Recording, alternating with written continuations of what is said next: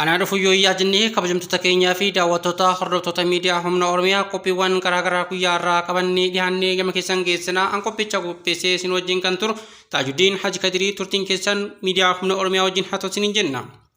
Artiin afaan addunyaati. Artiin sirna bulchiinsa addunyaa kamiin keessattuu gahee olaanaa qaba. Kanaafuu fageenyaan waan hin qorataminiif yeroo dheeraadhaaf duubatti hafuun isaa kan yaadatamudha. Kanaafuu galteewwan hooggansi jiramaa yeroo ammaa fideen biiroon aadaa fi turizimii fi bulchiinsi mootummaa naannoo Oromiyaa haala wal ta'iinsaan artii fi aadaa seenaa duudhaa hawaasa uummata Oromoo qorachamaa Dr. Artist Alii Birraa Abbaa Utubaa Aartii Oromoof beekamtii laatuu fi galteeffannaadhaaf sagantaa qabatanii jiru. Sagantaa kanarratti beektonni olaanoo fi hooggansi olaanaan federaalaa fi naannoo uummanni Oromoo bakka jiranitti hayyoonni garaagaraa akka argamanis eeranii jiru.